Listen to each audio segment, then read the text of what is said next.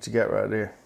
Well, what we got is one of our peoples. One of our loyal viewers sent us something, and we want to share it with today. He says, Greg/Travis, I want to thank you guys. Your YouTube videos have been very helpful, and your products have made very well.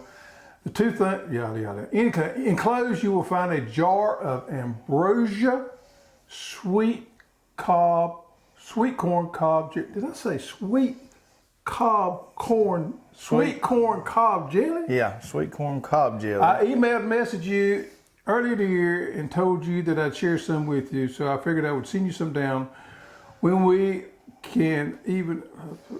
Let me finish. All right. When we can our corn, they'll put 20 or so cobs in a stock pot, cook it down all day long, remove, filter the liquid, add sugar and pectin. Says his kids love it. They call it honey and sunshine. Show them what it looks like. So what we got here, folks, is a jar. Cob jelly. Sweet corn cob jelly. Now, I've heard of this, but I've never had any. Well, we fixing to have some today. We finna have some. So what he said was he hoped Miss Hoss would make us some homemade biscuits. And we got some old, around here we call these cat head biscuits. Yeah. So she made us some. I You tell can you see what, them right there. That's fine eating right lay there. that right down there, and I'm gonna smear you one out there. All We're gonna taste test here. We're gonna partake. I've got it. We're gonna break bread. We're gonna break Yeah, we'll just do. You go with a half right here. That's what we're gonna do. Okay. All right, spread it out. Put There. plenty on there now. You got enough? Go some more. A little bit more. I got a feeling this is gonna be good. It's got to last a long time.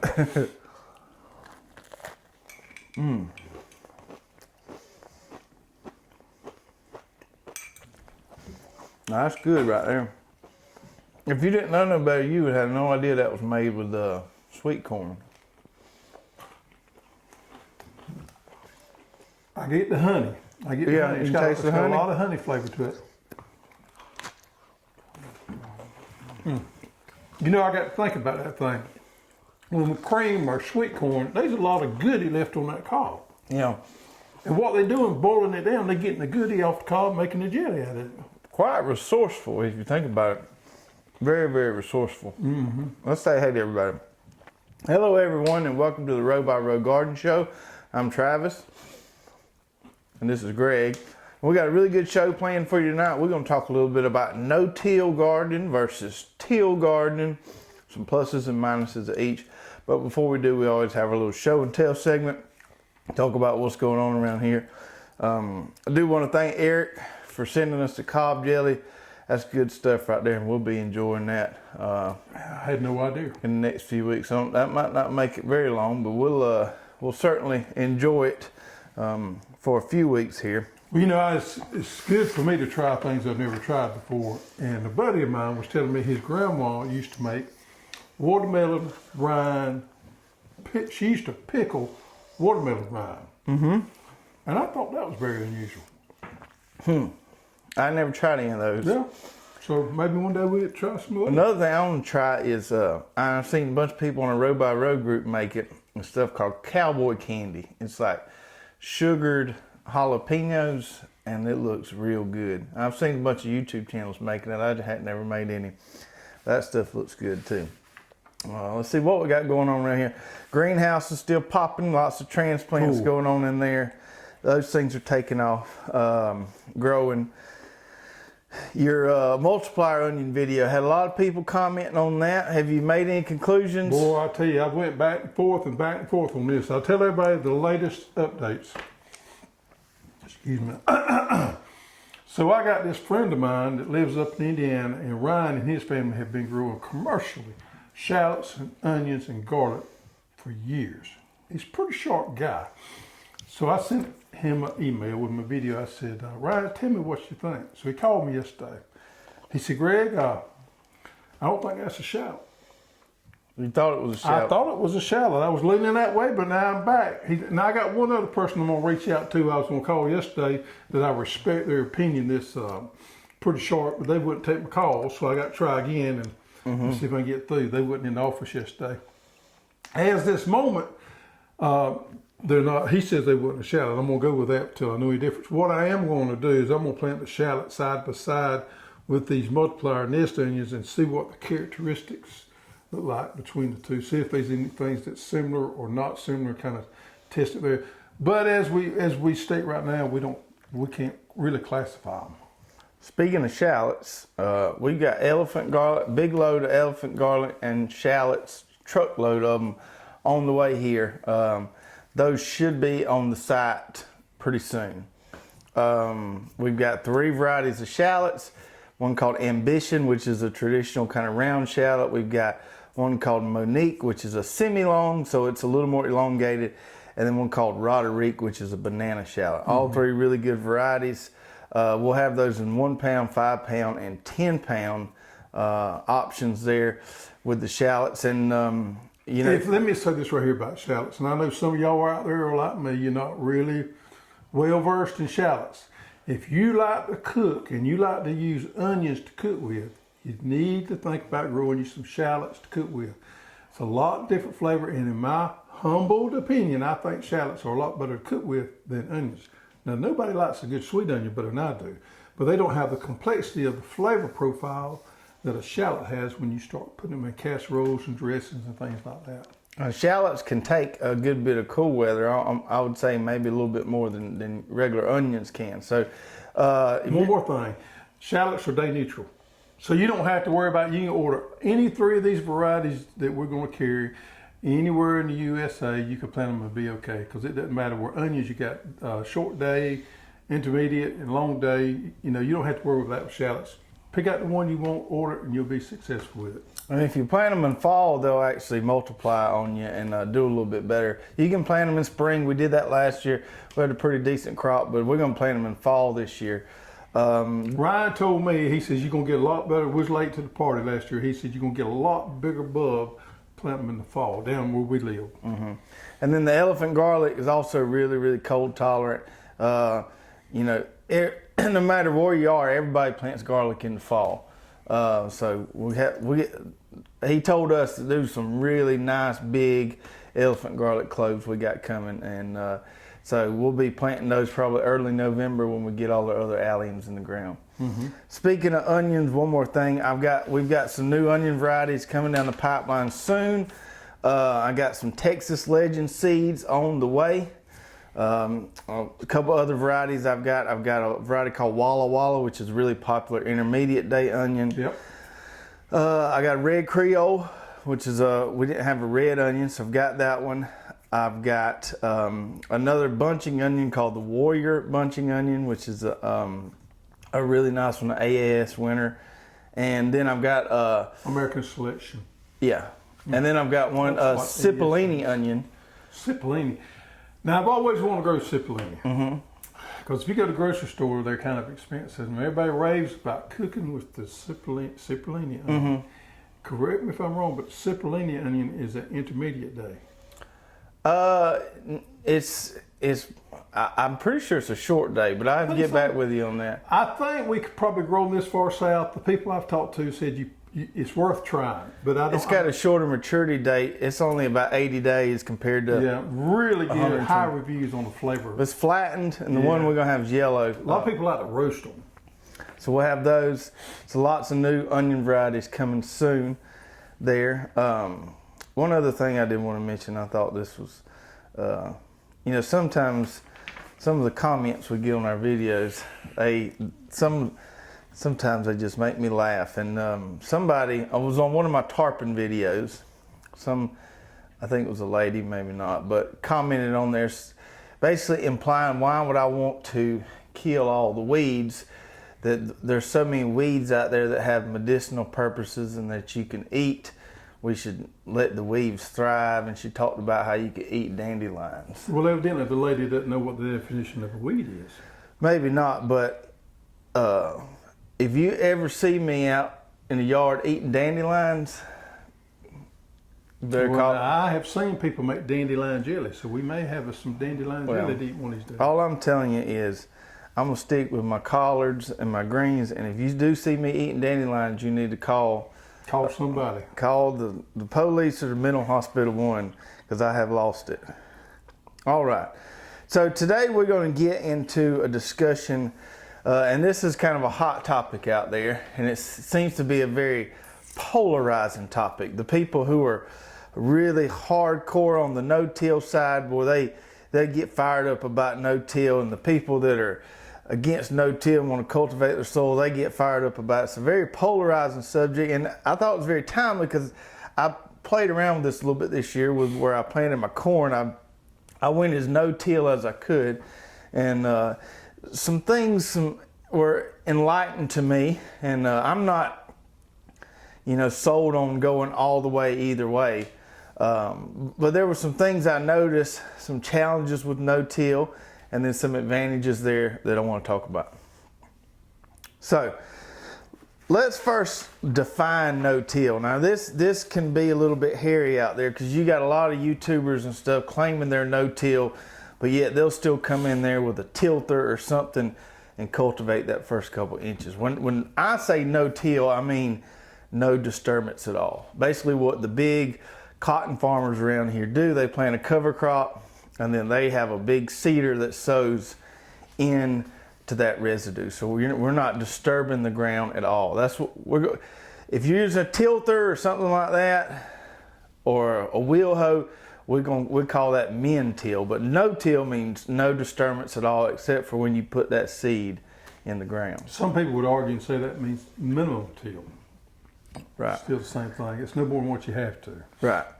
So now that we've got it defined, no-till means nothing. Let's talk about the benefits of no-till, and then we'll talk about some of the downsides that we've seen with it. So let's start off. The first benefit of no-till is moisture conservation in the soil. So if the soil layer is not broken, it's going to hold water a lot better than if it's cultivated. Absolutely. Well, if you've ever had a garden situation that was wet and you wanted it to dry out, the best thing you can go in there is go in there and hair it, or run your wheel hoe through there with a cultivator tooth, something, bust that crust up, and she'll dry out a lot quicker than she would just leaving her bare.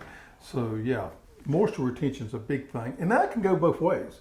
There are situations where you want to get the moisture out of the soil, and there's situations where you don't. But when you're practicing no-till, you don't have that advantage of being able to dry it up as quick as you do when you're doing it until, no-till, conventional. So we learned this firsthand when we did the demo garden at the expo. It's flat as a flitter out there and doesn't drain worth the poop. Right. And we'd get a couple inches of rain, and we'd have to wait a couple days, but as soon as we could get in there with the tiller, we'd have to get in there. Or with a wheel hoe. You can take the wheel hoe with the cultivator teeth and run through there. It'll make a big difference as far as drying it up. So advantages and disadvantages there, but no-till traditionally is going to preserve your soil moisture. Yes, absolutely. The second one, which is the big one around here, the main reason why the big guys do it is erosion control. If you've got something on that soil or that soil layer is not broken, you're much less likely to lose soil during heavy rainfall periods. The biggest advantage I see to no-till is erosion control. Yeah. So you can keep your water running where you want it, all that good stuff. The third one here is the preservation of your soil biology. And then this one is a big one.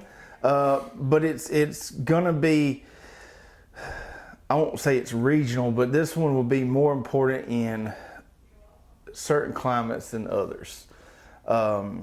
Down here where we are, the dirt, the sandy soil just gets so hot, it's hard to have a lot of natural soil biology. We don't get a lot of earthworms in our soil. Even if I was to leave my garden soil undisturbed for a couple of years, I really wouldn't see a lot of earthworm activity in there. Not to say we don't try to, with cover crops and fish emulsion and stuff like that to feed our soils, but we can't ever expect to have some of these really just rich looking soils that you see a lot of these channels up north have. So the carbon content of your soil is a good measure of how healthy your soil is. Carbon is the same thing as organic matter. So when we look at a soil sample, we really want 2 to 5% constitutes a pretty healthy soil condition. Now down here in the south, we get 2%. We're pretty dead gun proud of that. You people up north, y'all can get around that 5%. But if you 2 to 5, man, you're in great shape. And down here in the south, we may have to settle a little bit on the bottom side of that too. But when you do cultivation, you break that, you speed the degradation of that carbon down. So when you do go out there and plow your soils, harrow your soils, disc your soils, whatever it may be, and you disturb that soil, you cause that carbon to degrade a lot quicker than you would by leaving it alone.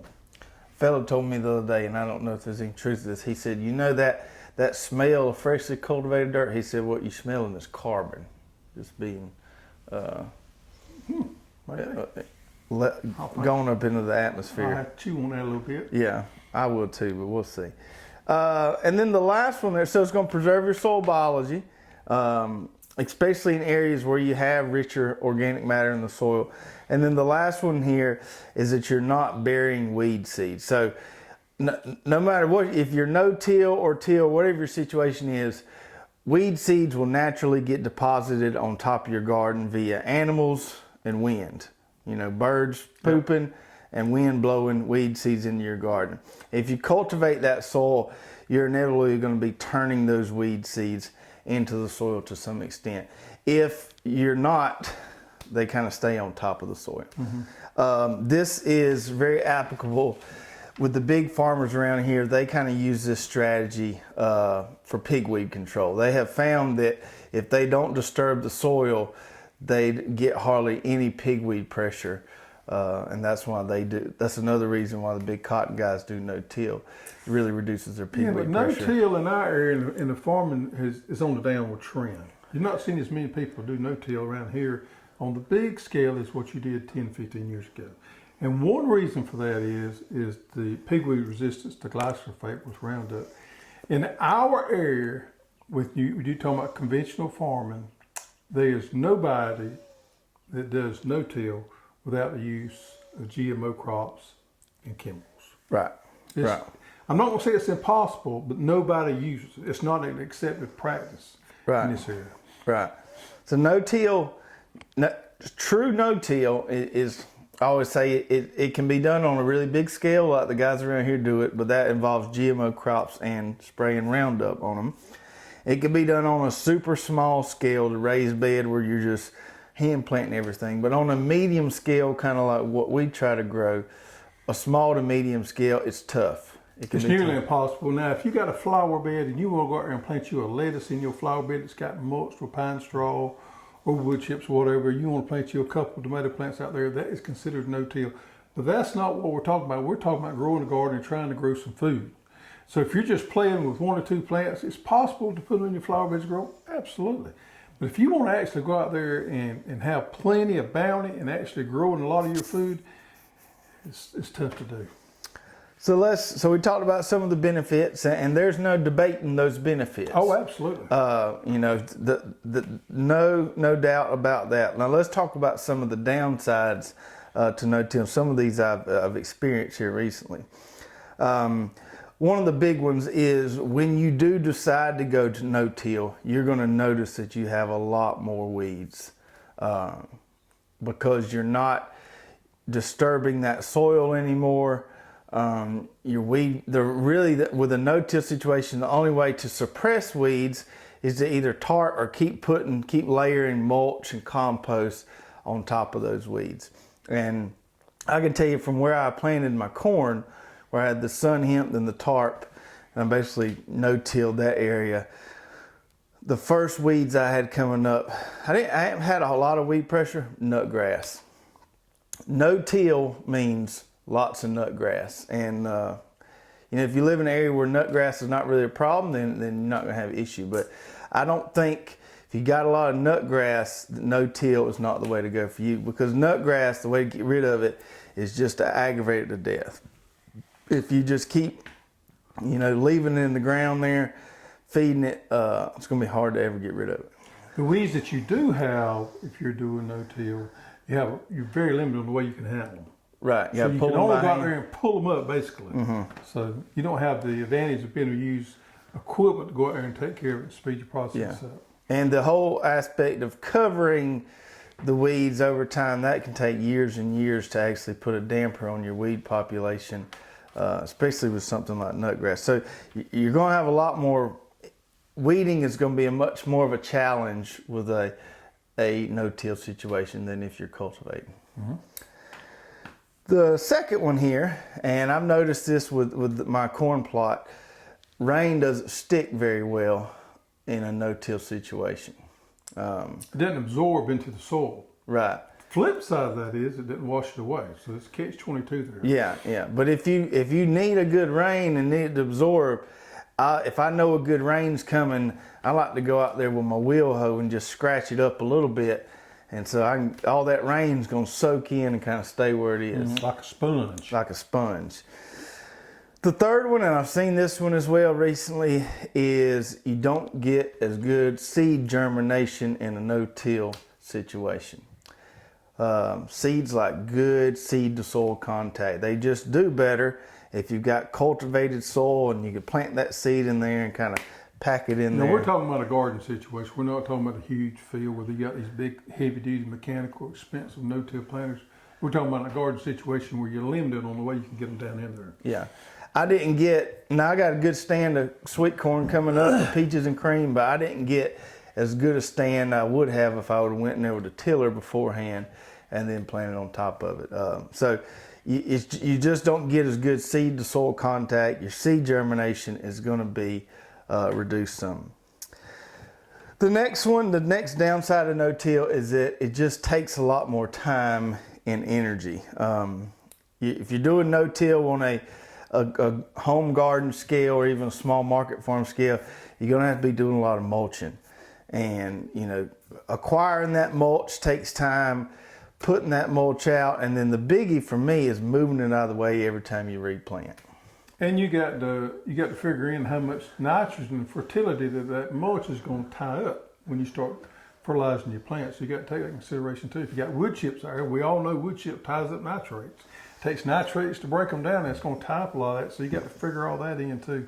So it could get a little bit complicated trying to figure out your fertility needs if you got a real thick mulch layer. How you going to get it down there too? Is it going to get tied up in that mulch before it ever gets to the plant? Things like that. Yeah. And proponents of no-till would argue that if you've got all your biology and chemistry in the right place, that you don't need to add any inputs. But show me somebody growing a decent crop of sweet corn without giving them any nitrogen, and say in Alaska, for instance, if they have a different soil profile than what we have here, there are soils that are a lot richer and have a lot more nutrient value than what we do. So it does vary to your geographical region. That being said, anybody's got to add a little nitrogen to corn. Onions. Yeah. Right. The fifth reason here, and kind of the final reason that downside of no-till, is that you get a lot more soil compaction. It's a lot more likely for your soil to get compacted.